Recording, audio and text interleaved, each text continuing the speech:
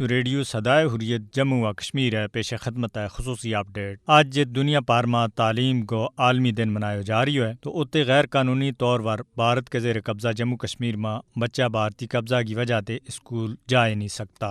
کشمیری بچوں کی تعلیم چروکنا تنازع کشمیر کی وجہ سے مجھ زیادہ متاثر ہوئی ہے، جد کہ 5 اگست 2019 کا جموں کشمیر کی خصوصی حیثیت کی منسوخی کا غیر قانونی اقدامات کے بعد تو کشمیر میں تعلیمی سلسلہ میں اور زیادہ رکاوٹ کلی گئی ہیں۔ مقبوضہ علاقہ میں تعلیمی نظام میں سہولت پیدا کرنے کے بجائے بھارتی فوج بچہ نہ پریشان اور ان کی تذلیل کرے۔ مقبوضہ علاقہ میں بھارتی حکومت کشمیریاں نہ تعلیم کا حق تے بھی محروم رکھنے کی پالیسی کے اوپر عمل پیرا ہے، اور مودی کی فسطائی حکومت نے تو تعلیمی نظام نہ بھی یرغمال بنا رکھو ہے۔ مودی انتظامیہ ہر گزرتے دیہڑے کشمیریوں کی تعلیم میں رکاوٹ پیدا کر رہی ہے۔ بھارتی فوجی اہلکار اپنا پرتشدد فوجی آپریشنز کے دوران جان بوجھ کے بچوں کا سکولوں نہ بھی نظر آتش کر دیا ہے، جڑی ان کی فسطائی سوچ کی عکاسی ہے۔ مقبوضہ علاقہ میں بھارتی فوج کا تعلیمی ادارہ میں زبردستی بڑھ گئے کشمیری طلبہ و تشدد ایک معمول ہے۔ ہر دن تعلیمی ادارہ خاص طور پر سکولوں نہ بند کرنے کی پالیسی خود اس گل کو ثبوت ہے کہ بھارتی حکومت کشمیر میں تعلیم نہ ختم کرنا چاہے۔ مقبوضہ علاقہ میں غیر یقینی صورتحال خصوصاً نام نہاد تلاشی کی کاروائیاں، کرفیو اور مسلسل پابندیاں نے کشمیری بچوں کی نفسیات کے اوپر بھی بڑا برا اثرات